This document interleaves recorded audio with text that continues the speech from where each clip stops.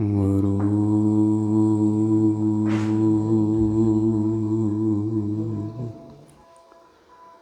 ਸਾਹਿਬ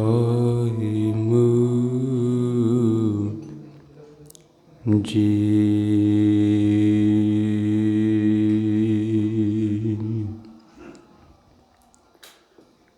ਨਾਹੰ ਜਤੀ ਸਤੀ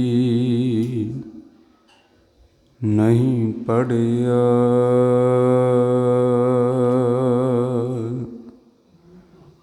ਮੂਰਖ ਮੁਗਧਾ ਜਨਮ ਭਇਆ।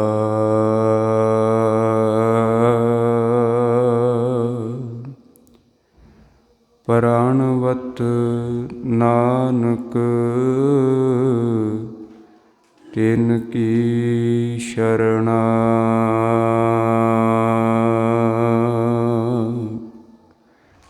ਜਿਨ ਤੂੰ ਨਾਹੀਂ ਵਿਸਰਿਆ,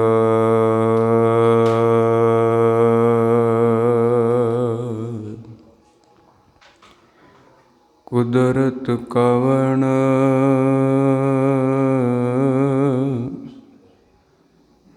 ਕਹਾਂ ਵਿਚਾਰ।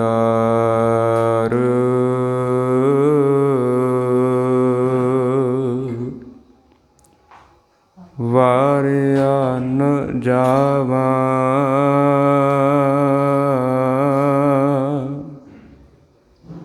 ਏਕ ਵਾਰ।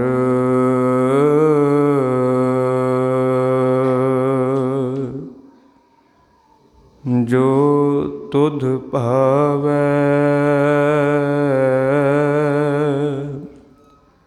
ਸਾਈ ਭਲੀ ਕਾਰ।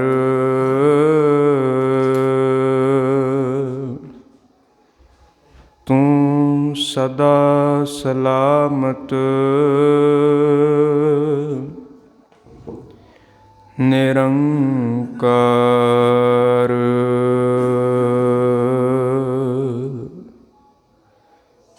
ਤੇਰੇ ਗੁਣ ਬਹੁਤੇ ਮੈਂ ਏਕ ਨ ਜਾਣਿਆ।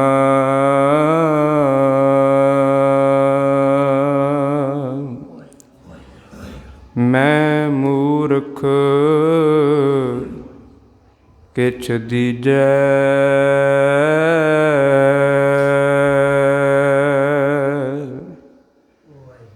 ਪ੍ਰਾਣਵਤ ਨਾਨਕ ਸੁਣ ਮੇਰੇ ਸਾਹਿਬਾ।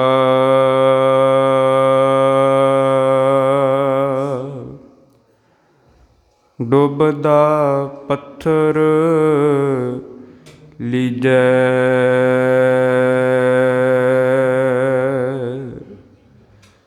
ਤੇਰੇ ਗੁਣ ਬਹੁਤੇ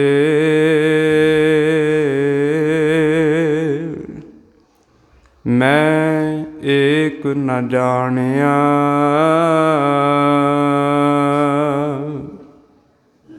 ਮੈਂ ਮੂਰਖ ਕਿਛ ਦੀਜੈ,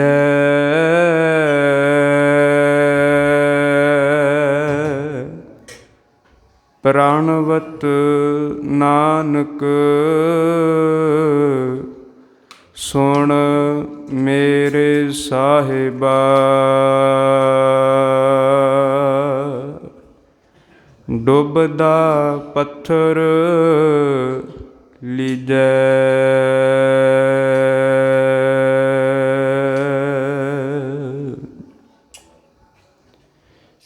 ਪਰਮ ਸਨਮਾਨਯੋਗ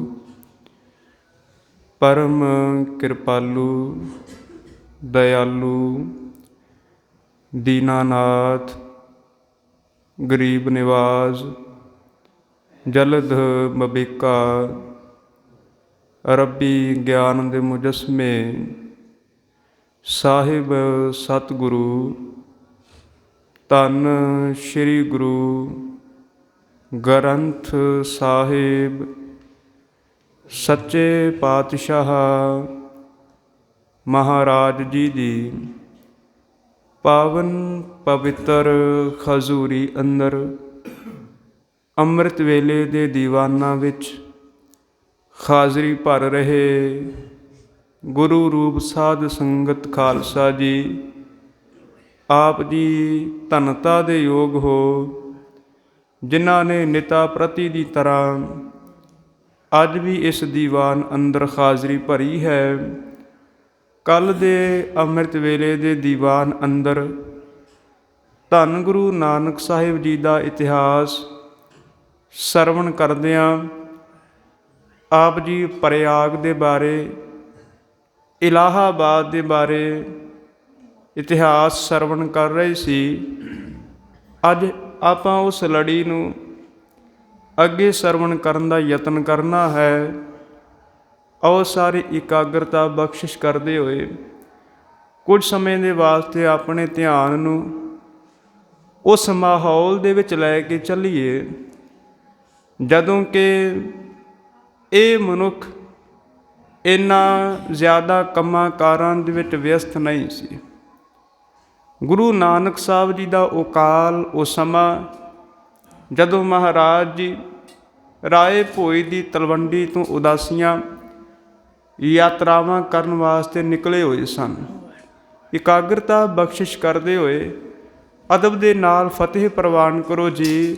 ਵਾਹਿਗੁਰੂ ਜੀ ਕਾ ਖਾਲਸਾ, ਵਾਹਿਗੁਰੂ ਜੀ ਕੀ ਫਤਿਹ। ਪ੍ਰਯਾਗ ਦੇ ਬਾਰੇ ਆਪ ਜੀ ਨੇ ਸਰਵਣ ਕੀਤਾ ਸੀ ਕਿ ਉੱਥੇ 3 ਨਦੀਆਂ ਦਾ ਸੰਗਮ ਹੁੰਦਾ ਹੈ, ਜਿਸ ਨੂੰ ਤ੍ਰਿਵੇਣੀ ਸੰਗਮ ਕਿਹਾ ਜਾਂਦਾ ਹੈ, ਤੇ 2 ਨਦੀਆਂ ਦ੍ਰਿਸ਼ ਰੂਪ ਦੇ ਵਿੱਚ ਵਗਦੀਆਂ ਨੇ, ਗੰਗਾ ਤੇ ਜਮੁਨਾ ਨਦੀ। ਤੀਜੀ ਸਰਸਵਤੀ ਜਿਹੜੀ ਨਦੀ ਹੈ ਉਹ ਅਦ੍ਰਿਸ਼ ਰੂਪ ਦੇ ਵਿੱਚ, ਗੁਪਤ ਰੂਪ ਦੇ ਵਿੱਚ ਆ ਕੇ ਇਹਨਾਂ ਦੇ ਨਾਲ ਮਿਲ ਜਾਂਦੀ ਹੈ, ਤੇ ਇਸ ਕਰਕੇ ਉਹ ਤ੍ਰਿਵੇਣੀ ਦਾ ਨਾਮ ਦਿੰਦੇ ਨੇ। ਪਰ ਹਜ਼ੂਰ ਨੇ ਉੱਥੇ ਧਾਰਮਿਕ ਸਿੱਖਿਆ ਦਿੱਤੀ ਹੈ, ਲੋਕਾਂ ਨੂੰ ਸਮਝ ਆਈ ਹੈ, ਤੇ ਮਹਾਰਾਜ ਨੇ ਵੇਖਿਆ ਇੱਕ ਬਹੁਤ ਸਾਰਾ ਉੱਥੇ ਬੋਹੜ ਦਾ ਦਰਖਤ ਹੈ, ਬੜਾ ਪੁਰਾਣਾ ਤੇ ਬਹੁਤ ਵੱਡੇ ਆਕਾਰ ਦਾ, ਤੇ ਉਸ ਦਾ ਨਾਮ ਉਹਨਾਂ ਨੇ ਰੱਖਿਆ ਹੋਇਆ ਸੀ ਅਕਸ਼ੈ ਵਟ। ਅਕਸ਼ੈ ਦਾ ਅਰਥ ਹੈ ਜਿਹੜਾ ਕਦੇ ਸੁੱਕਦਾ ਨਹੀਂ ਹੈ, ਜਿਹੜਾ ਸਦਾ ਹਰਿਆ ਭਰਿਆ ਰਹਿੰਦਾ ਹੈ। ਵੱਟ ਦਾ ਅਰਥ ਹੁੰਦਾ ਹੈ ਬੋਹੜ, ਉਹ ਬੋਹੜ ਦਾ ਦਰਖਤ ਜੋ ਸਦਾ ਹਰਿਆ ਹੋਵੇ। ਤੇ ਇਸ ਦੀ ਕੀ ਮਾਨਤਾ ਸੀ? ਬ੍ਰਾਹਮਣ ਵੀਰ, ਪੰਡਿਤ ਵੀਰ ਕਹਿੰਦੇ ਸਨ ਕਿ ਜਿਹੜਾ ਕੋਈ ਇੱਥੇ ਆ ਕੇ ਹਿੰਦੂ ਹੋਵੇ, ਭਾਵੇਂ ਕੋਈ ਵੀ ਹੋਵੇ, ਜੇ ਉਹ ਸਾਰਾ ਕੁਝ ਦਾਨ ਕਰਕੇ ਆਪਣੇ ਸਰੀਰ ਨੂੰ ਇਸ ਬੋਹੜ ਤੋਂ ਥੱਲੇ ਡੇਗ ਦੇਵੇ, ਜਾਂ ਛਾਲ ਮਾਰ ਕੇ ਜਾਂ ਕਿਸੇ ਤਰੀਕੇ ਦੇ ਨਾਲ ਬੋਹੜ ਤੋਂ ਪ੍ਰਾਣ ਤਿਆਗ ਦੇਵੇ, ਤੇ ਸਿੱਧਾ ਉਹ ਸਵਰਗ ਵਿੱਚ ਚਲਾ ਜਾਏਗਾ, ਮੁਕਤੀ ਦੀ ਪ੍ਰਾਪਤੀ ਹੋ ਜਾਵੇਗੀ। ਧੰਨ ਗੁਰੂ ਨਾਨਕ ਸਾਹਿਬ ਜੀ ਕਹਿਣ ਲੱਗੇ ਕਿ ਕਿਸੇ ਨੂੰ ਪ੍ਰਾਣ ਤਿਆਗਣ ਦੇ ਨਾਲ ਧਨ ਦੀ ਪ੍ਰਾਪਤੀ ਕਿਵੇਂ ਹੋ ਸਕਦੀ ਹੈ? ਕਿੰਨੇ ਹੀ ਦੁਰਘਟਨਾਵਾਂ ਦੇ ਸ਼ਿਕਾਰ ਹੋ ਰਹੇ ਨੇ ਕਿ ਉਹਨਾਂ ਨੂੰ ਕਦੇ ਮੁਕਤੀ ਦੀ ਪ੍ਰਾਪਤੀ ਹੋਈ ਹੈ? ਆਪਾਂ ਕਦੇ ਉਹਨਾਂ ਨੂੰ ਨਹੀਂ ਕਹਿੰਦੇ ਕਿ ਮੁਕਤੀ ਦੀ ਪ੍ਰਾਪਤੀ ਹੋ ਗਈ। ਤੇ ਇਹ ਵੀ ਤੇ ਇੱਕ ਮਨੁੱਖ ਦੀ ਨਾ ਸਮਝੀ ਹੈ, ਅਗਿਆਨਤਾ ਹੈ ਕਿ ਆਤਮ ਹੱਤਿਆ ਕਰਨ ਦੇ ਨਾਲ, ਬੋਹੜ ਤੋਂ ਡਿੱਗ ਕੇ ਪ੍ਰਾਣ ਤਿਆਗਣ ਦੇ ਨਾਲ ਮੁਕਤੀ ਦੀ ਪ੍ਰਾਪਤੀ ਹੋ ਜਾਵੇਗੀ। ਕਹਿਣ ਲੱਗੇ ਇਹ ਤਾਂ ਬ੍ਰਾਹਮਣਾਂ ਦੇ ਦੁਆਰਾ ਇੱਕ ਪਾਖੰਡ ਅਡੰਬਰ ਰਚਿਆ ਹੋਇਆ ਹੈ ਕਿ ਜਿਹੜਾ ਵੀ ਆਵੇਗਾ ਮਰਨ ਤੋਂ ਪਹਿਲਾਂ ਪਹਿਲਾਂ ਮੁਕਤੀ ਦੀ ਆਸ ਦੇ ਨਾਲ ਸਾਰੀ ਜਾਇਦਾਦ, ਸਾਰਾ ਧਨ, ਸਾਰਾ ਕੁਝ ਇਹਨਾਂ ਪੰਡਤਾਂ ਨੂੰ ਦਾਨ ਕਰ ਦੇਵੇਗਾ। ਗੁਰੂ ਨਾਨਕ ਸਾਹਿਬ ਸੱਚੇ ਪਾਤਸ਼ਾਹ ਜੀ ਪ੍ਰਯਾਗ ਤੋਂ ਅੱਗੇ ਗਏ ਨੇ, ਤੇ ਅਗਲਾ ਜਿਹੜਾ ਤੀਰਥ ਹੈ ਉਹ ਹੈ ਬਨਾਰਸ, ਕਿਉਂਕਿ ਇਹ ਪਹਿਲੀ ਯਾਤਰਾ ਹਿੰਦੂ ਤੀਰਥਾਂ ਦੇ ਵੱਲ ਹੈ। 1507 ਈਸਵੀ ਤੋਂ ਲੈ ਕੇ 1515 ਈਸਵੀ ਤੱਕ ਪਹਿਲੀ ਯਾਤਰਾ ਇਹ ਉਦਾਸੀ ਹਿੰਦੂ ਤੀਰਥਾਂ ਦੇ ਵੱਲ ਹੈ। ਬਨਾਰਸ ਮਹਾਰਾਜ ਜੀ ਪਹੁੰਚੇ ਹੋਏ ਨੇ, ਤੇ ਮਹਾਰਾਜ ਜੀ ਨੇ ਕੰਨਾਂ ਦੇ ਨਾਲ ਸੁਣਿਆ। ਕੋਈ ਕਹਿ ਰਿਹਾ ਕਿ ਮੈਂ ਵਾਰਾਣਸੀ ਚੱਲਿਆ, ਕੋਈ ਕਹਿ ਰਿਹਾ ਮੈਂ ਕਾਂਸ਼ੀ ਚੱਲਿਆ, ਕੋਈ ਕਹਿ ਰਿਹਾ ਮੈਂ ਸ਼ਿਵਪੁਰੀ ਜਾ ਰਿਹਾ। ਕੋਈ ਕਹਿ ਰਿਹਾ ਮੈਂ ਬਨਾਰਸ ਜਾ ਰਿਹਾ, ਇੱਕੋ ਹੀ ਧਰਤੀ, ਇੱਕੋ ਹੀ ਜ਼ਮੀਨ, ਇੰਨੇ ਨਾਮ। ਕੋਈ ਕਹਿੰਦਾ ਵਾਰਾਣਸੀ, ਕੋਈ ਸ਼ਿਵਪੁਰੀ ਕਹਿ ਰਿਹਾ ਹੈ, ਕੋਈ ਉੱਥੇ ਕਾਂਸ਼ੀ ਕਹਿ ਰਿਹਾ, ਕੋਈ ਬਨਾਰਸ ਕਹਿ ਰਿਹਾ।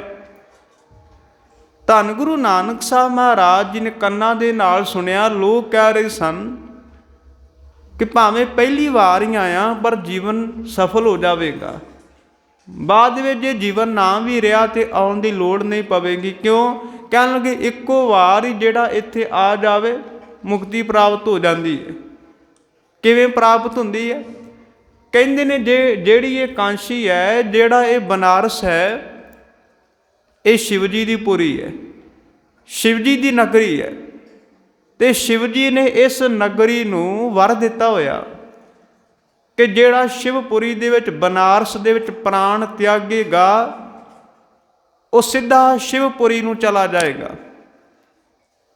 ਤੇ ਗੁਰੂ ਨਾਨਕ ਸਾਹਿਬ ਮਹਾਰਾਜ ਜੀ ਨੇ ਵੇਖਿਆ, ਕਈ ਲੋਕ ਕਹਿ ਰਹੇ ਸਨ ਕਿ ਇੱਥੋਂ ਕੁਝ ਮੀਲਾਂ ਦੀ ਦੂਰੀ ਦੇ ਉੱਤੇ ਮਗਹਰ ਦੀ ਧਰਤੀ ਹੈ, ਜਿਹੜਾ ਮਗਹਰ ਤੇ ਪ੍ਰਾਣ ਤਿਆਗੇਗਾ ਉਹ ਗਧੇ ਦੀ ਜੂਨ ਦੇ ਵਿੱਚ ਪੈ ਜਾਏਗਾ। ਤੇ ਪੰਡਤਾਂ ਨੇ, ਬ੍ਰਾਹਮਣਾਂ ਨੇ ਬਨਾਰਸ ਦੇ ਵਿੱਚ ਇੱਕ ਆਰਾ ਰੱਖਿਆ ਹੋਇਆ ਸੀ ਤੇ ਕਹਿ ਰਹੇ ਸਨ ਜਿਹੜਾ ਇਸ ਆਰੇ ਦੇ ਨਾਲ ਆਪਣੇ ਤਨ ਨੂੰ, ਸਰੀਰ ਨੂੰ ਚਿਰਵਾ ਦੇਵੇ ਉਹ ਵੀ ਮੁਕਤ ਹੋ ਜਾਵੇਗਾ। ਗੁਰੂ ਨਾਨਕ ਸਾਹਿਬ ਸੱਚੇ ਪਾਤਸ਼ਾਹ ਮਹਾਰਾਜ ਉੱਥੇ ਗਏ ਨੇ ਤੇ ਇਹ ਕੇਵਲ ਸੁਣਾਉਣ ਮਾਤਰੀ ਕਰਮ ਨਹੀਂ ਸਨ। ਹਿੰਦੂ ਧਰਮ ਦੇ ਵੇਦ ਜਾਂ ਹੋਰ ਕਈ ਵੀ ਇਸ ਤਰ੍ਹਾਂ ਦੇ ਆ ਕੇ ਆਪਣੇ ਤਨ ਨੂੰ ਆਰੇ ਦੇ ਨਾਲ ਚਿਰਵਾਉਂਦੇ ਸਨ, ਪੰਡਤਾਂ ਨੂੰ, ਬ੍ਰਾਹਮਣਾਂ ਨੂੰ ਦਾਨ ਪੁੰਨ ਕਰਦੇ ਸਨ। ਤੇ ਬਾਬਾ ਕਬੀਰ ਸਾਹਿਬ ਜੀ ਬਨਾਰਸ ਦੇ ਰਹਿਣ ਵਾਲੇ ਨੇ, ਸਾਰਾ ਕੁਝ ਉਹਨਾਂ ਨੂੰ ਪਤਾ ਹੈ। ਤੇ ਜਿਹੜਾ ਜ਼ਿਆਦਾ ਸਮਾਂ ਕਿਸੇ ਧਰਤੀ ਤੇ ਰਿਹਾ ਹੋਵੇ ਉਸ ਨੂੰ ਉਸ ਸਥਾਨ ਦਾ ਜ਼ਿਆਦਾ ਪਤਾ ਹੁੰਦਾ ਹੈ। ਬਾਬਾ ਕਬੀਰ ਸਾਹਿਬ ਜੀ ਪੰਡਤਾਂ ਦੇ ਵੱਲ, ਬ੍ਰਾਹਮਣਾਂ ਦੇ ਵੱਲ ਵੇਖ ਕੇ ਕਹਿੰਦੇ ਨੇ, ਕਿਹੜੇ ਪੰਡਤਾਂ ਨੂੰ, ਕਿਹੜੇ ਬ੍ਰਾਹਮਣਾਂ ਨੂੰ ਧਾਰਮਿਕ ਆਗੂ ਸਮਝ ਰਹੇ ਹੋ? ਇਹਨਾਂ ਦੀਆਂ ਜਿਹੜੀਆਂ ਧੋਤੀਆਂ ਨੇ 3.5 ਗਜ ਨੇ, ਮਾਲਾਵਾਂ ਇਹਨਾਂ ਦੇ ਗਲੇ ਦੇ ਵਿੱਚ ਪਾਈਆਂ ਹੋਈਆਂ ਨੇ। ਪਰ ਬਾਬਾ ਕਬੀਰ ਸਾਹਿਬ ਜੀ ਕਹਿੰਦੇ ਨੇ ਮੱਥੇ ਤੇ ਤਿਲਕ ਵੀ ਲਾਇਆ ਹੋਇਆ।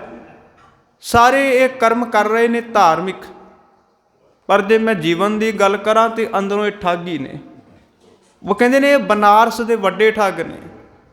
ਗੱਜ 3.5 ਧੋਤੀਆਂ, ਤੇਰੇ ਪਾਇਨ ਤੱਗ, ਤੇਰੇ ਪਾਇਨ ਤੱਗ ਦਾ ਅਰਥ ਹੈ ਇਹਨਾਂ ਨੇ ਤੇਰੇ ਜਨੇਊ ਪਾਏ ਹੋਏ ਨੇ, ਧਾਗੇ ਪਾਏ ਹੋਏ ਨੇ। ਗਲੀ 'ਚ ਨਾ ਜਪਮਾਲੀਆਂ, ਲੋਟੇ ਖੱਤ ਨੇ ਬੱਗ, ਭਾਵੇਂ ਇਹਨਾਂ ਦੇ ਖੱਤ ਦੇ ਵਿੱਚ ਬੜੇ ਲਿਸ਼ਕਵੇਂ ਇਹ ਲੋਟੇ ਨੇ। ਤੇ ਮਹਾਰਾਜ ਜੀ ਕਹਿੰਦੇ ਨੇ ਓਏ ਹਰ ਕੇ ਸੰਤ ਨਾ ਆਖੀਆਂ ਹੈ ਬਨਾਰਸ ਕੇ ਠੱਗ। ਇਹਨਾਂ ਲਿਬਾਸ ਧਾਰੀਆਂ ਨੂੰ, ਪਹਿਰਾਵੇ ਵਾਲਿਆਂ ਨੂੰ ਸੰਤਾਂ ਦਾ, ਗੁਰਮੁਖਾਂ ਦਾ ਨਾਮ ਨਹੀਂ ਦਿੱਤਾ ਜਾ ਸਕਦਾ। ਮੈਂ ਤੇ ਇਹਨਾਂ ਨੂੰ ਬਨਾਰਸ ਦੇ ਠੱਗ ਹੀ ਆਖਾਂਗਾ। ਕਿਉਂ ਠੱਗ ਕਹਿੰਦੇ ਹੋ? ਬਾਬਾ ਕਬੀਰ ਸਾਹਿਬ ਜੀ ਕਹਿੰਦੇ ਨੇ ਪਖੰਡੀ ਇੰਨਾ ਜ਼ਿਆਦਾ ਕਰਦੇ ਨੇ ਕਿ ਮੈਨੂੰ ਠੱਗ ਕਹਿਣਾ ਪੈ ਰਿਹਾ। ਕਿੰਨਾ ਕੁ ਪਖੰਡ ਕੀਤਾ? ਕਹਿਣ ਲੱਗੇ ਬਾਸਨ ਮਾਂਜ ਚੜਾਵੈਂ ਉੱਪਰ, ਕਾਠੀ ਧੋਏ ਜਲਾਵਹਿ। ਇਹ ਜਦੋਂ ਪ੍ਰਸ਼ਾਦਾ ਤਿਆਰ ਕਰਦੇ ਨੇ, ਲੰਗਰ ਤਿਆਰ ਕਰਦੇ ਨੇ, ਚੁੱਲ੍ਹਾ ਤਿਆਰ ਕਰਦੇ ਨੇ, ਆਪਣੇ ਹੱਥਾਂ ਦੇ ਨਾਲ ਕਾਰਾਂ ਕੱਢਦੇ ਨੇ, ਮੰਤਰ ਪੜ੍ਹਦੇ ਨੇ ਤੇ ਲੱਕੜਾਂ ਨੂੰ ਧੋ ਕੇ ਫਿਰ ਬਾਲਦੇ ਨੇ। ਇਹ ਤੇ ਵੱਡਾ ਪਖੰਡ ਹੈ। ਬਾਸਨ ਮਾਂ ਚੜਾਵਹਿ ਉੱਪਰ, ਕਾਠੀ ਧੋਏ ਜਲਾਵਹਿ। ਬਸੁਦਾ ਖੋਦ ਕਰਹਿ ਦੋ ਚੁੱਲ੍ਹੇ, ਸਾਰੇ ਮਾਨ ਸਿਖਾਵਹਿ। ਓਏ ਪਾਪੀ ਸਦਾ ਫਿਰਹਿ ਅਪਰਾਧੀ, ਮੁਖੋਂ ਅਪਰਸ ਕਹਾਵੈ। ਜਿਤ ਕੋ ਲਾਇਆ ਤਿਤ ਹੀ ਲਾਗਾ, ਤੈਸੇ ਕਰਮ ਕਮਾਵੈ।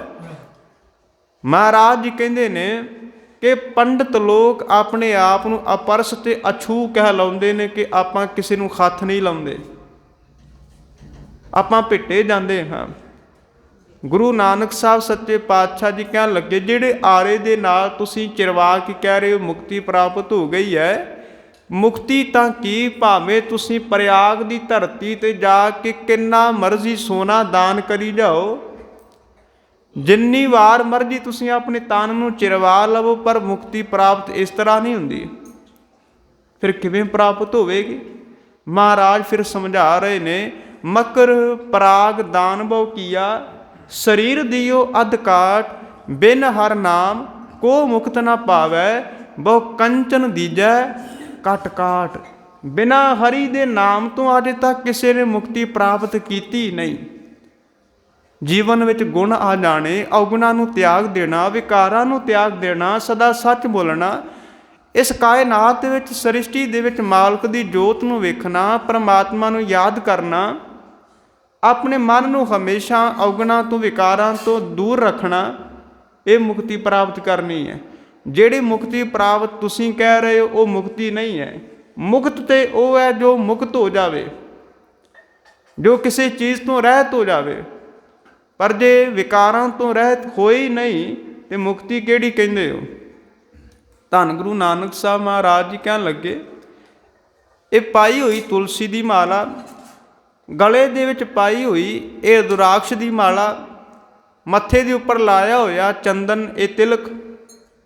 ਹਜ਼ੂਰ ਕਹਿਣ ਲੱਗੇ, ਦੋ ਰੱਖੀਆਂ ਹੋਈਆਂ ਧੋਤੀਆਂ, ਜ਼ੁਬਾਨ ਦੇ ਨਾਲ ਪੜ੍ਹੇ ਹੋਏ ਇਹ ਮੰਤਰ, ਇਹ ਲਿਆ ਹੋਇਆ ਦਾਨ ਤੁਹਾਨੂੰ ਸੰਸਾਰ ਦੀਆਂ ਨਜ਼ਰਾਂ ਦੇ ਵਿੱਚ ਤਾਂ ਧਰਮੀ ਬਣਾ ਸਕਦਾ ਹੈ, ਪਰ ਮਾਲਕ ਦੀਆਂ ਨਜ਼ਰਾਂ ਦੇ ਵਿੱਚ ਤੁਸੀਂ ਧਰਮੀ ਨਹੀਂ ਹੋ ਸਕਦੇ।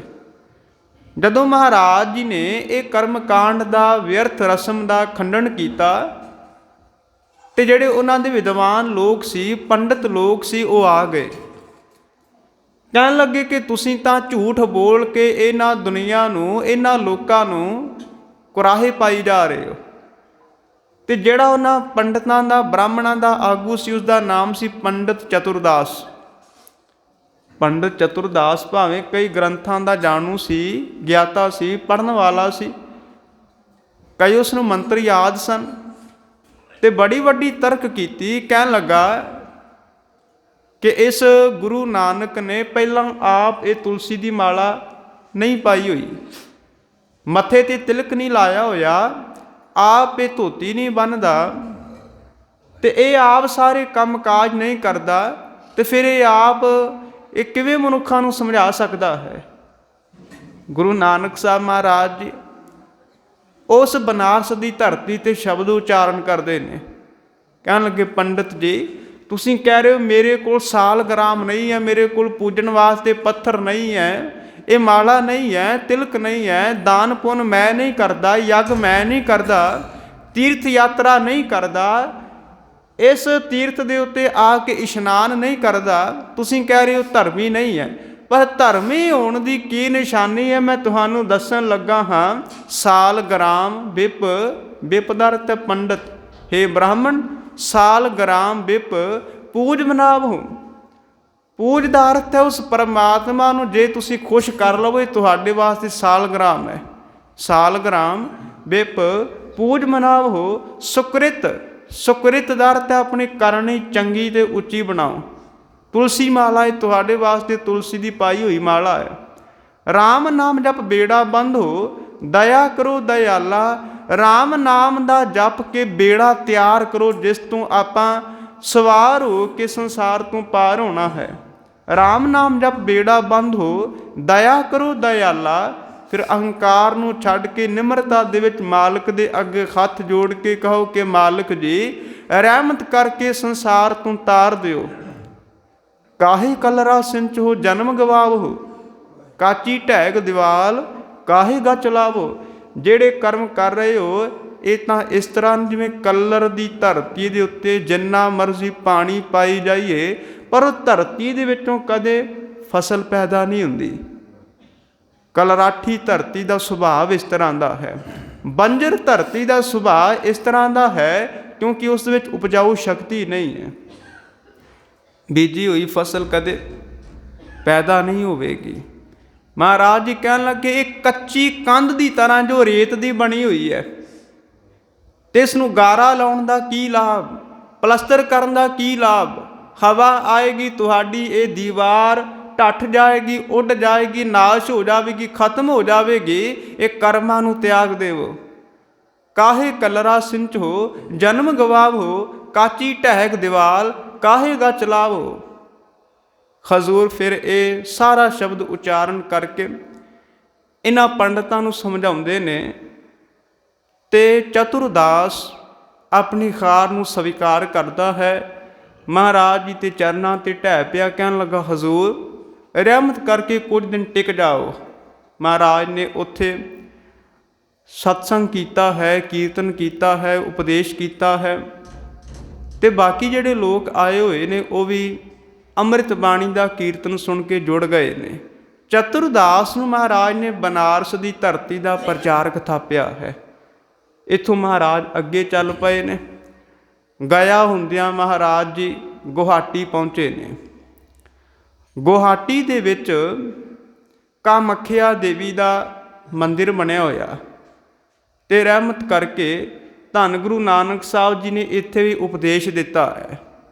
ਕਾਮੱਖਿਆ ਭਾਵੇਂ ਕਿ ਬੜਾ ਇੱਕ ਸ਼ਰਮਸਾਰ ਜਿਹਾ ਇੱਕ ਮੰਦਰ ਹੈ। ਉਸ ਮੰਦਰ ਦੇ ਵਿੱਚ ਸਤੀ ਦੇਵੀ ਦੀ ਜੋ ਗੁਪਤ ਅੰਗ ਹੈ ਉਸ ਦੀ ਪੂਜਾ ਕੀਤੀ ਜਾਂਦੀ ਹੈ। ਉਸ ਮੰਦਰ ਨੂੰ ਯੋਨ ਪੀਠ ਵੀ ਕਹਿੰਦੇ ਨੇ। ਉਸ ਦੀ ਪੂਜਾ ਕਰਦੇ ਨੇ। ਅਤੇ ਤੰਤਰ ਸ਼ਾਸਤਰ ਦੇ ਅਨੁਸਾਰ ਜਿਹੜਾ ਇਹ ਮੰਦਰ ਹੈ ਇਹ ਵਾਮ ਮਾਰਗੀਆਂ ਦਾ ਬਣਾਇਆ ਹੋਇਆ ਮੰਦਰ ਹੈ। ਅਤੇ ਸਤੀ ਦੇਵੀ ਦੇ ਉੱਥੇ ਗੁਪਤ ਅੰਗ ਦੀ ਪੂਜਾ ਕਰਦੇ ਨੇ। ਵਾਮ ਮਾਰਗੀ ਸੱਜਣ ਉੱਥੇ ਰਹਿੰਦੇ ਨੇ, ਧਰਮ ਵਾਲੇ। ਵਾਮ ਦਾ ਅਰਥ ਹੁੰਦਾ ਇਸਤਰੀ। ਆਪ ਜੀ ਨੇ ਕਈ ਵਾਰ ਮੂਰਤੀ ਵੇਖੀ ਹੋਵੇਗੀ, ਅੱਧੀ ਮੂਰਤੀ ਸ਼ਿਵ ਜੀ ਦੀ ਹੁੰਦੀ ਹੈ ਅਤੇ ਅੱਧੀ ਮੂਰਤੀ ਪਾਰਵਤੀ ਦੀ ਹੁੰਦੀ ਹੈ।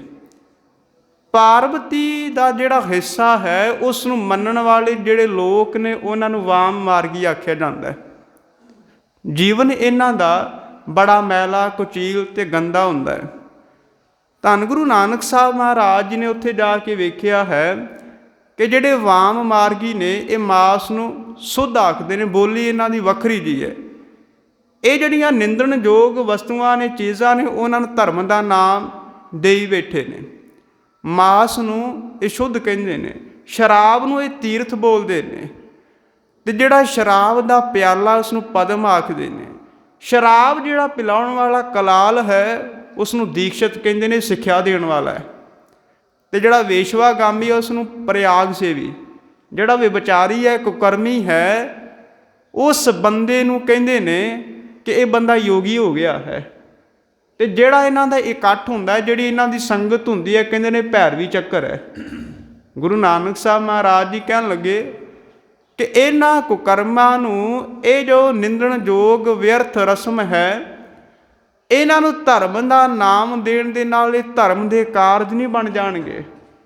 ਭਾਵੇਂ ਮਨ ਨੂੰ ਕਿੰਨੀ ਕੁ ਧੀਰਜ ਦੇਈ ਜੋ, ਧਰਵਾਸ ਦੇਈ ਜੋ ਕਿ ਧਰਮ ਦੇ ਕਾਰਜ ਕਰ ਰਹੇ ਹਾਂ ਅਤੇ ਸਾਡੀ ਇਹਨਾਂ ਕੰਮਾਂ ਦੇ ਨਾਲ ਬਿਰਤੀ ਜੁੜ ਜਾਂਦੀ ਹੈ। ਤੁਸੀਂ ਕਹਿ ਰਹੇ ਹੋ ਇਹੀ ਮੁਕਤੀ ਦਾ ਸਾਧਨ ਹੈ। ਜੇ ਸਾਰੀ ਮਨੁੱਖਤਾ, ਜੇ ਸਾਰਾ ਸੰਸਾਰ ਤੁਹਾਡੇ ਵਾਂਗ ਨਸ਼ਿਆਂ ਦੇ ਵਿੱਚ ਪ੍ਰਵਿਰਤ ਹੋ ਜਾਵੇ ਅਤੇ ਦੁਨੀਆ ਦਾ ਕੀ ਹਾਲ ਹੋਵੇਗਾ। ਉਪਦੇਸ਼ ਕਰਕੇ ਮਹਾਰਾਜ ਅੱਗੇ ਤੁਰ ਪਏ ਨੇ। ਅਤੇ ਅਗਲਾ ਪੜਾਅ ਮਹਾਰਾਜ ਨੇ ਢਾਕੇ ਕੀਤਾ ਹੈ। ਢਾਕੇ ਦੇ ਵਿੱਚ ਇੱਕ ਮੰਦਰ ਬਣਿਆ ਹੋਇਆ ਜਿਸ ਦਾ ਨਾਮ ਹੈ ਢਾਕੇਸ਼ਵਰੀ। ਇਹ ਮੰਦਰ ਦੁਰਗਾ ਦੇਵੀ ਦੇ ਨਾਮ ਦੇ ਉੱਤੇ ਬਣਿਆ ਹੋਇਆ। ਅਤੇ ਮਹਾਰਾਜ ਜੀ ਇੱਥੇ ਗਏ ਨੇ ਅਤੇ ਲੋਕ ਇੱਥੇ ਯੱਗ ਕਰ ਰਹੇ ਨੇ, ਪੂਜਾ ਕਰ ਰਹੇ ਨੇ, ਹਵਨ ਕਰ ਰਹੇ ਨੇ। ਹਵਨ ਕਰਦਿਆਂ ਕਰਦਿਆਂ ਝੋਟੇ ਦੀ ਬਲੀ, ਪਸ਼ੂਆਂ ਦੀ ਬਲੀ, ਜਾਂ ਕਈ ਵਾਰ ਇਹ ਮਨੁੱਖਾਂ ਦੀ ਬਲੀ ਵੀ ਦਿੰਦੇ ਨੇ। ਮਹਾਰਾਜ ਨੇ ਬਲੀ ਪ੍ਰਥਾ ਤੋਂ ਰੋਕਿਆ ਹੈ। ਉਸ ਸਥਾਨ 'ਤੇ ਸੁੰਦਰ ਗੁਰਦੁਆਰਾ ਸਾਹਿਬ ਬਣਿਆ ਹੋਇਆ ਅਤੇ ਗੁਰੂ ਨਾਨਕ ਸਾਹਿਬ ਮਹਾਰਾਜ ਜੀ ਦੇ ਹੱਥ ਦੇ ਵਿੱਚ ਇੱਕ ਕਾਸਾ ਹੋਇਆ ਕਰਦਾ ਸੀ ਅਤੇ ਦੂਜੇ ਹੱਥ ਦੇ ਵਿੱਚ ਮਹਾਰਾਜ ਜੀ ਦੇ ਇੱਕ ਬਰਛਾ ਹੋਇਆ ਕਰਦਾ ਸੀ। ਉਹ ਬਰਛਾ ਅੱਜ ਵੀ ਢਾਕੇ ਦੀ ਧਰਤੀ ਦੇ ਉੱਤੇ ਗੁਰਦੁਆਰਾ ਸਾਹਿਬ ਦੇ ਵਿੱਚ ਪਿਆ ਹੋਇਆ। ਮਹਾਰਾਜ ਜੀ ਜੰਗਲ ਦੇ ਵਿੱਚੋਂ, ਬੀਆਬਾਨ ਇਲਾਕੇ ਦੇ ਵਿੱਚੋਂ ਨਿਕਲਦੇ ਸਨ ਅਤੇ ਹੱਥ ਦੇ ਵਿੱਚ ਕੋਈ ਨਾ ਕੋਈ ਸ਼ਸਤਰ ਜ਼ਰੂਰ ਰੱਖਦੇ ਸਨ। ਅਤੇ ਇਹ ਸ਼ਸਤਰਾਂ ਦੀ ਪਹਿਲ ਗੁਰੂ ਹਰਗੋਬਿੰਦ ਸਾਹਿਬ ਜੀ ਨੇ ਹੀ ਨਹੀਂ ਕੀਤੀ। ਗੁਰੂ ਨਾਨਕ ਸਾਹਿਬ ਵੀ ਸ਼ਸਤਰ ਰੱਖਦੇ ਸਨ। ਢਾਕੇ ਦੀ ਧਰਤੀ 'ਤੇ ਪਿਆ ਹੋਇਆ। ਇੱਥੋਂ ਚੱਲ ਕੇ ਮਹਾਰਾਜ ਜੀ ਅੱਗੇ ਗਏ ਨੇ ਅਤੇ ਜਿਹੜਾ ਅਗਲਾ ਪੜਾਵ ਹੈ ਮਹਾਰਾਜ ਜੀ ਨੇ ਜਗਨਨਾਥ ਦੇ ਵਿੱਚ ਕੀਤਾ ਹੈ। ਅਤੇ ਇਸ ਨਗਰ ਦਾ ਨਾਮ ਪੁਰੀ ਹੈ। ਮੰਦਰ ਦਾ ਨਾਮ ਜਗਨਨਾਥ ਹੈ ਅਤੇ ਨਗਰ ਦਾ ਨਾਮ ਪੁਰੀ ਹੈ। ਇਹ ਉੜੀਸਾ ਦੇ ਵਿੱਚ ਪੈਂਦਾ ਹੈ। ਜਿਸ ਵਕਤ ਮਹਾਰਾਜ ਜੀ ਗਏ ਅਤੇ ਇਹ ਉਹ ਸਮਾਂ ਸੀ, ਉਹ ਦਿਨ ਸੀ ਜਦੋਂ ਤੀਰਥ ਯਾਤਰਾ 'ਤੇ ਲੋਕ ਆਇਆ ਕਰਦੇ ਸਨ ਅਤੇ ਰੱਥ ਯਾਤਰਾ ਨਿਕਲਦੀ ਸੀ। रथ यात्रा के समय बड़े वड्डे वड्डे उच्चे उच्चे 40-40 फुट तो उच्चे वो रथ होया करते सन। ते उन्हां रथां दे विच कृष्ण जी की मूर्ति रखी जाती सी। दूजे रथ दे विच बलराम जी जो कृष्ण जी के वड्डे भराता ने उन्हां दी मूर्ति रखी जाती सी। तीजे रथ दे विच कृष्ण जी की भैन सुभद्रा जी की मूर्ति रखी जाती सी। इन्हां मूर्तियां नूं रख के पूरे नगर दे विच जुलूस कढ़िया जांदा सी, यात्रा कढ़ी जाती सी। ते पंडित लोग ब्राह्मण लोग कहिंदे सन ਜਿਹੜਾ ਇਹਨਾਂ रथां ਦੇ पहियां ਦੇ थल्ले आके प्राण त्याग देवे मुक्ति हासिल हो जाएगी। गुरु नानक साहब महाराज जी ने वेख्या कई लोग किस तरह के कार्य करते भी सन, काम करते भी सन। ते गुरु नानक साहब महाराज जिस वक्त रात नूं जाके जगन्नाथ के मंदिर दे विच टिके ते लोग कह रहे सन ये जगत के नाथ का मंदिर है। महाराज जी कहन लगे आपां भी उस परमात्मा के पुजारी हाँ, उस दे ही सिमरन करन वाले हाँ। जे जगन्नाथ का मंदिर है फिर तो आपां ठीक जगह ते आए हैं, आपां भी इस मंदिर नूं वेखना है। पंडितां ने गुरु नानक साहब महाराज की प्रसिद्धि के बारे सुनिया होया सी, क्योंकि महाराज जी नूं घरों चलिया बहुत समा हो चुका है, कुछ वरे हो चुके ने। ते पंडितां ने महाराज जी का नाम सुनिया है। प्रसिद्धि होने का करके कई पंडित को लोग कोल आए ने, नेड़े आए ने ते कोल आके कहंदे ने तुसीं सुल्तानपुर की धरती के उत्ते मुसलमानां दे नाल मसीत विच भी गए सी, मस्जिद दे विच भी नमाज पढ़न दे वास्ते गए सी। ते तुसीं ये नारा लाया सी ना कोई हिंदू ना कोई मुसलमान, कि ना कोई दुनिया दे विच हिंदू है ना कोई मुसलमान है। अज हिंदुआं दे तीर्थ दे उपर आए होए हो ते साडे नाल आके इत्थे भी तुसीं आरती करो। महाराज कहन लगे जे मालक की आरती करनी जरूर करांगा, जरूर तुहाडे नाल शामिल होवांगा। मंदिर दे विच भाई मरदाना जी साहब चले गए ते वो कहंदे सन कि पहलां मूर्ति दे पैरां नूं आरती करी दी है, फिर पेट दे कोल आरती करी दी है, फिर ये चेहरे दे कोल ये मूँह दे कोल आरती करी दी है, फिर सारे शरीर की आरती करी दी है। ते जेड़े पंडित सन उन्होंने एक थाल दे विच बहुत सारे दीवे जगाए हुए सन, धूप वट्टी उन्होंने कीती हुई सी ते आरती करन लग पे। आरती की समाप्ति हुई ते पिछे ध्यान मारिया, कहन लगे कि नानक साहब जी तुसीं इस आरती दे विच शामिल क्यों नहीं होए, तुसीं तां कह रहे सी शामिल होवांगा। महाराज जी कहन लगे कि तुसीं झूठ बोलिया। कहन लगे की झूठ बोलिया, आपां ते यही कहा सी आरती करनी है। महाराज कहन लगे आरती तां कर रहे सी पर किस दी? कहन लगे जगन्नाथ दी, उस मालक दी। कहन लगे जगन्नाथ की आरती नहीं हो रही, उस परमात्मा का सगों तुसीं तौहीन कर रहे हो, बेअदबी कर रहे हो। कि मालक बारे कभी सुनिया किन्ना क वड्डा है? महाराज जी कहन लगे परमात्मा इन्ना ज़्यादा वड्डा है, तुसीं सोचते सोचते व्याख्या करते करते तुसीं लिखते लिखते थक जाओगे, पर परमात्मा का पारावार परमात्मा का अंत नहीं हो सकता। जिहड़ा परमात्मा इन्ना वड्डा है, छोटी जी थाली लैके दीवे जगा के धूप वट्टी लैके आरती कर रहे हो, कि ये परमात्मा की वड्याई हो रही है, उस्तत हो रही है या निंदिया हो रही है? बड़े हैरान होए, फिर सवाल करने शुरू कर दिते। जदों कुछ लोगों के सामने कोई मनुख अपनी हार भी महसूस करता है, कई बार ईर्खा करके वो सवाल करने शुरू कर देता है। गुरु नानक साहब जी नूं पंडितां ने ब्राह्मणां ने सवाल किया, कहण लगे फिर थाल किहड़ा होवे, फिर धूप वट्टी किहड़ी होनी चाहिए है, दीवे किहड़े होने चाहिए ने जिस दे नाल परमात्मा की आरती उतारी जा सके। गुरु नानक साहब महाराज जी कहते जे परमात्मा इन्ना ज़्यादा वड्डा है तो थाल भी कोई वड्डा चाहिए है। ये आकाश जिन्ना भी दिखाई दे रहा है एक थाल की तरह है, जिन्ने अनगिनत अनेकां तारे नज़र आ रहे ने दीवियां की तरह ने। कहन लगे धूफ, हजूर कहन लगे कदे मल्ले पर्बत नूं वेख्या होवेगा, मल्ले पर्बत तो आने वाली सुगंधी आने वाली खुशबू ये धूफ का कारज कर रही है। ਤੇ ਪਰਮਾਤਮਾ ਦੀ ਆਰਤੀ ਦਿਨ ਰਾਤ ਹੋ ਰਹੀ ਹੈ। 1 ਮਿੰਟ ਨਹੀਂ, 5 ਮਿੰਟ ਨਹੀਂ, 1 ਘੰਟਾ ਨਹੀਂ, 1 ਪੈਰ ਨਹੀਂ, ਦਿਨ ਰਾਤ ਨਹੀਂ। ਮਹਾਰਾਜ ਜੀ ਕਹਿੰਦੇ 12 ਮਹੀਨੇ 24 ਘੰਟੇ ਪੂਰਾ ਸਾਲ ਪਰਮਾਤਮਾ ਦੀ ਆਰਤੀ ਨਿਰੰਤਰ ਲਗਾਤਾਰ ਹੁੰਦੀ ਰਹਿੰਦੀ ਹੈ। ਤੇ ਉਸ ਆਰਤੀ ਦੇ ਵਿੱਚ ਜੇ ਸ਼ਾਮਲ ਹੋਵੋ ਤੇ ਮਾਲਕ ਖੁਸ਼ ਹੋਵੇਗਾ।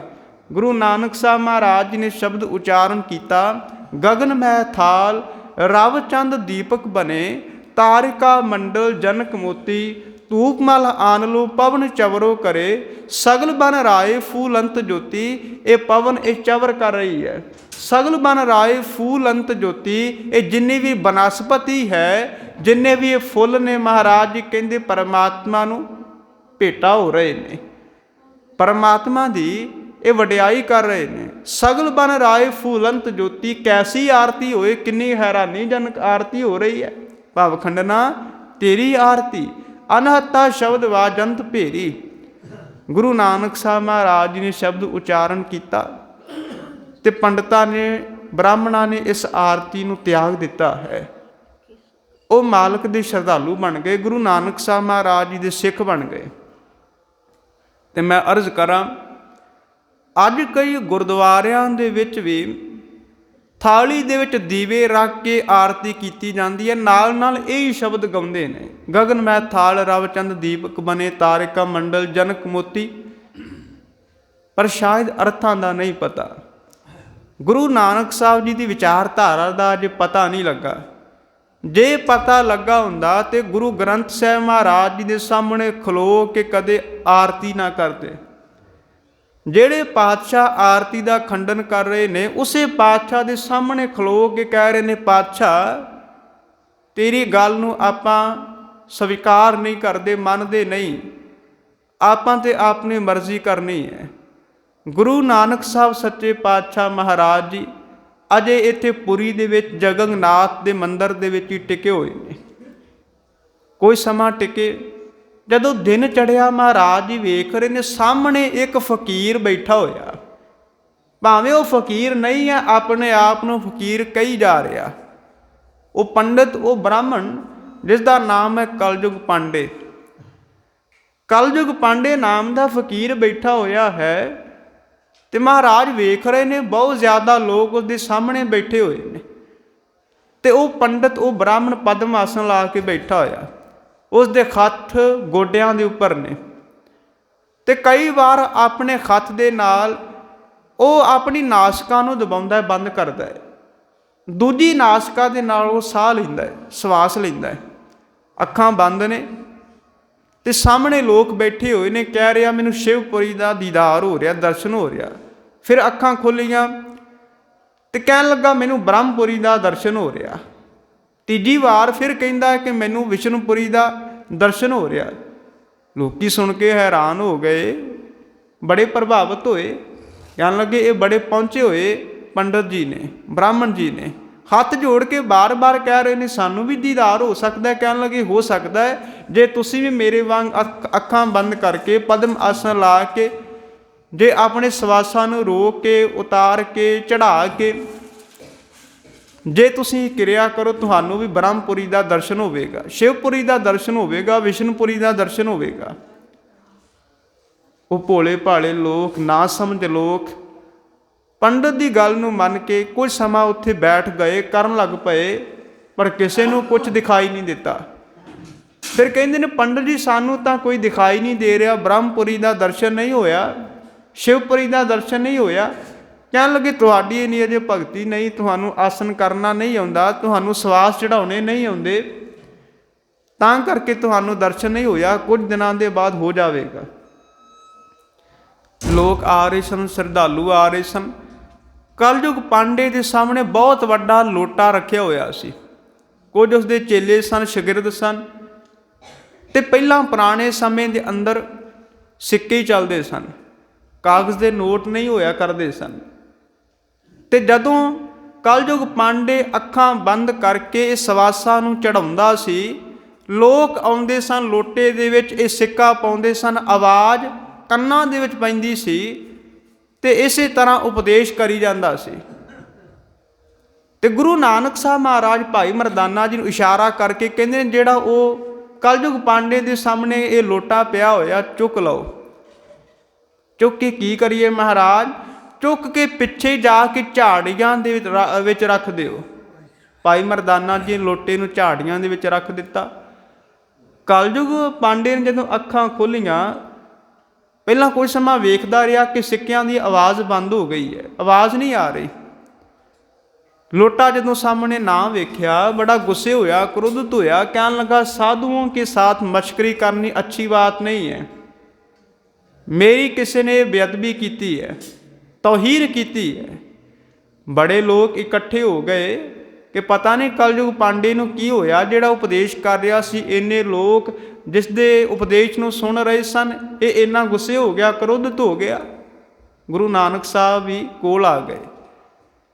ਕਹਿਣ ਲੱਗਾ ਲੋਟਾ ਕਿਸੇ ਨੇ ਮੇਰਾ ਲੁਕਾ ਦਿੱਤਾ ਹੈ, ਚੋਰੀ ਕਰਕੇ ਲੈ ਗਿਆ, ਉਸ ਦੇ ਵਿੱਚ ਬੜਾ ਧਨ ਸੀ। ਪਰ ਕਹਿਣ ਲੱਗਾ ਕਿਤੇ ਲੋਕ ਇਹ ਨਾ ਸਮਝ ਲੈਣ ਕਿ ਮੈਂ ਠੱਗ ਹਾਂ, ਮੈਂ ਚੋਰ ਹਾਂ, ਮੈਂ ਪਖੰਡੀ ਹਾਂ। ਕਹਿਣ ਲੱਗੇ ਮੈਨੂੰ ਧਨ ਦਾ ਕੋਈ ਲਾਲਚ ਨਹੀਂ। कलयुग पांडे कहने लगा पर साधुओं के साथ मशकरी करनी अच्छी बात नहीं है।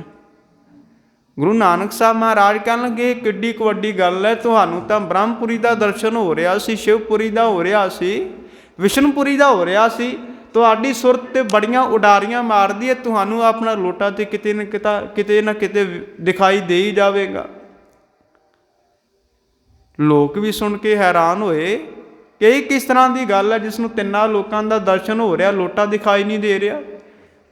ਮਹਾਰਾਜ ਫਿਰ ਕਲਯੁਗ ਪਾਂਡੇ ਨੂੰ ਕਹਿੰਦੇ ਨੇ ਕਿ ਪੰਡਤ ਜੀ ਕਿਤੇ ਨਾ ਕਿਤੇ ਤੁਸੀਂ ਆਪਣੀ ਦ੍ਰਿਸ਼ਟੀ ਨਾਲ ਵੇਖੋ, ਕਿਤੇ ਨਾ ਕਿਤੇ ਲੋਟਾ ਪਿਆ ਹੋਵੇਗਾ। ਪਰ ਕਲਯੁਗ ਪਾਂਡੇ ਦੇ ਕੋਲ ਕੋਈ ਤਾਕਤ ਹੋਵੇ ਤਾਂ ਹੀ ਤਾਂ ਉਹ ਲੋਟਾ ਵੇਖੇਗਾ ਨਾ। ਜੇ ਪਖੰਡੀ ਜਿਹੜਾ ਕਰੀ ਜਾ ਰਿਹਾ, ਲੋਟਾ ਕਿੱਥੋਂ ਦਿਖਾਈ ਦੇਵੇਗਾ। ਗੁਰੂ ਨਾਨਕ ਸਾਹਿਬ ਮਹਾਰਾਜ ਜੀ ਉਸ ਜਗਨਨਾਥਪੁਰੀ ਮੰਦਰ ਦੇ ਵਿੱਚ ਦੂਜਾ ਸ਼ਬਦ ਉਚਾਰਨ ਕਰਦੇ ਨੇ।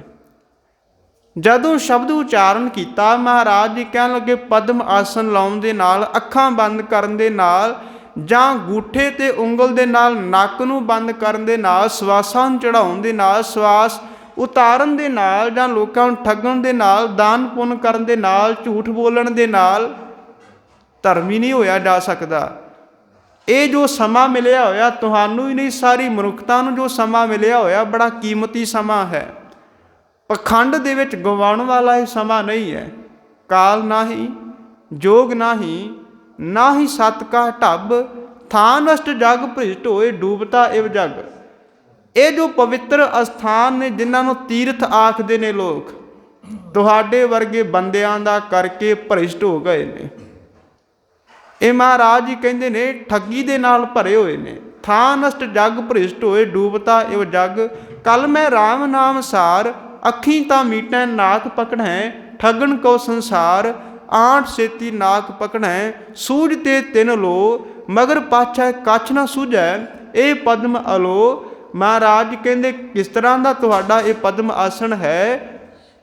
ਪਹਿਲਾਂ ਤਾਂ ਤਿੰਨਾਂ ਲੋਕਾਂ ਦਾ ਦੀਦਾਰ ਹੋ ਰਿਹਾ ਸੀ, ਹੁਣ ਲੋਟਾ ਨਹੀਂ ਦਿਖਾਈ ਦੇ ਰਿਹਾ। ਗੁਰੂ ਨਾਨਕ ਸਾਹਿਬ ਮਹਾਰਾਜ ਜੀ ਨੇ ਪੁਰੀ ਦੇ ਵਿੱਚ ਉਪਦੇਸ਼ ਦਿੱਤਾ ਹੈ ਤੇ ਕਲਯੁਗ ਪਾਂਡੇ ਨਾਮ ਦਾ ਇਹ ਸਿੱਖ ਬਣ ਗਿਆ। ਇਹ ਫਿਰ ਪੰਡਤ ਨਹੀਂ ਰਿਹਾ, ਬ੍ਰਾਹਮਣ ਨਹੀਂ ਰਿਹਾ, ਇਸ ਨੂੰ ਪ੍ਰਚਾਰਕ ਥਾਪਿਆ ਹੈ। ਫਿਰ ਜਿਹੜਾ ਉੱਥੋਂ ਦੇ ਨਾਲ ਲੱਗਦਾ ਨਗਰ ਹੈ, ਉਸ ਦਾ ਨਾਮ ਹੈ ਭੀਲਾਂ ਦਾ ਨਗਰ, ਦਰਾਵਿਡਾਂ ਦਾ ਨਗਰ। ਕਿਉਂਕਿ ਸਮੁੰਦਰ ਦੇ ਨਾਲ ਲੱਗਦਾ ਸਾਰਾ ਉਹ ਨਗਰ ਦਰਾਵਿਡਾਂ ਦਾ ਕਿਹਾ ਜਾਂਦਾ ਸੀ, ਭੀਲਾਂ ਦਾ ਕਿਹਾ ਜਾਂਦਾ ਸੀ। ਇਹਨਾਂ ਨੂੰ ਮੂਲ ਨਿਵਾਸੀ ਵੀ ਕਿਹਾ ਜਾਂਦਾ ਹੈ ਕਿ ਭਾਰਤ ਦੇ ਮੂਲ ਨਿਵਾਸੀ ਨੇ, ਤੇ ਆਪਣੇ ਨਗਰਾਂ ਨੂੰ ਛੱਡ ਕੇ, ਪਿੰਡਾਂ ਨੂੰ ਛੱਡ ਕੇ ਕਿਉਂ ਜਾ ਕੇ ਗੁਫਾਵਾਂ ਜਾਂ ਪਹਾੜਾਂ ਦੇ ਕੋਲ ਵਸ ਗਏ, ਸਮੁੰਦਰਾਂ ਦੇ ਕੋਲ ਵਸ ਗਏ, ਜੰਗਲਾਂ ਦੇ ਵਿੱਚ ਜਾ ਕੇ ਵਸ ਗਏ। ਅੱਜ ਦੇ ਇਤਿਹਾਸਕਾਰ ਕਹਿੰਦੇ ਨੇ ਜਦੋਂ ਬਾਹਰਲੇ ਦੇਸ਼ਾਂ ਤੋਂ ਆਰੀਅਨ ਨੇ ਹਮਲਾ ਕੀਤਾ ਤੇ ਆਰੀਅਨ ਦੇ ਹਮਲੇ ਦੇ ਨਾਲ ਇਹ ਸਤਾਏ ਹੋਏ ਲੋਕ ਆਪਣੇ ਘਰ ਘਾਟ ਨੂੰ ਛੱਡ ਕੇ ਜੰਗਲਾਂ ਦੇ ਵਿੱਚ ਜਾਣ ਦੇ ਵਾਸਤੇ ਮਜਬੂਰ ਹੋ ਗਏ, ਉੱਥੇ ਜਾ ਕੇ ਵਸ ਗਏ। ਤੇ ਭਾਰਤ ਦੇ ਵਿੱਚ ਦੱਖਣ ਦੇ ਇਲਾਕੇ ਦੇ ਵਿੱਚ ਵਸੇ ਹੋਏ ਸਨ ਜ਼ਿਆਦਾਤਰ। ਗੁਰੂ ਨਾਨਕ ਸਾਹਿਬ ਮਹਾਰਾਜ ਜੀ ਉੱਥੇ ਗਏ ਨੇ ਤੇ ਇੱਕ ਸੱਜਣ ਦਾ ਨਾਮ ਹੈ ਭਾਈ ਕੌਡਾ ਜੀ, ਜਿਸ ਨੂੰ ਪਹਿਲਾਂ ਲੋਕ ਕੌਡਾ ਰਾਖਸ਼ ਕਹਿੰਦੇ ਸਨ। ਤੇ ਭਾਈ ਕੌਡਾ ਵੀ ਭੀਲ ਜਾਤੀ ਦਾ ਸੀ। ਤੇ ਇਹ ਲੋਕ ਆਰੀਅਨ ਦੇ ਇੰਨੇ ਕੁ ਸਤਾਏ ਹੋਏ ਸਨ, ਸਤਾਉਣ ਦਾ ਕਰਕੇ ਇਹ ਉਹਨਾਂ ਦੇ ਨਾਲ ਈਰਖਾ ਕਰਨ ਲੱਗ ਪਏ, ਨਫ਼ਰਤ ਕਰਨ ਲੱਗ ਪਏ। ਤੇ ਜਿਹੜਾ ਕੋਈ ਵੀ ਨਗਰ ਵਿੱਚੋਂ, ਪਿੰਡ ਦੇ ਵਿੱਚੋਂ ਇਹਨਾਂ ਦੇ ਇਲਾਕੇ ਦੇ ਵਿੱਚ ਜਾਂਦਾ ਸੀ, ਇਹ ਭੀਲ ਲੋਕ ਉਹਨਾਂ ਨੂੰ ਫੜ ਕੇ ਜਾਂ ਤਾਂ ਮਾਰ ਦਿੰਦੇ ਸਨ ਜਾਂ ਤਾਂ ਉਸਦਾ ਮਾਸ ਖਾ ਜਾਂਦੇ ਸਨ। ਤੇ ਲੋਕ ਇਹਨਾਂ ਨੂੰ ਕਹਿੰਦੇ ਸਨ ਇਹ ਤਾਂ ਰਾਖਸ਼ ਨੇ, ਇਹ ਤਾਂ ਦੈਂਤ ਨੇ। ਪਰ ਸੱਚ ਜਾਣਿਓ, ਇਹਨਾਂ ਦਾ ਆਕਾਰ ਵੀ ਇਨਸਾਨਾਂ ਵਰਗਾ ਹੀ ਹੈ, ਬੰਦਿਆਂ ਵਰਗਾ ਹੀ ਹੈ। ਲੋਕ ਕਰਮ ਦਾ ਕਰਕੇ ਇਹਨਾਂ ਨੂੰ ਰਾਖਸ਼ ਕਹਿੰਦੇ ਨੇ, ਦੈਂਤ ਕਹਿ ਰਹੇ ਨੇ। ਤੇ ਭਾਈ ਕੌਡਾ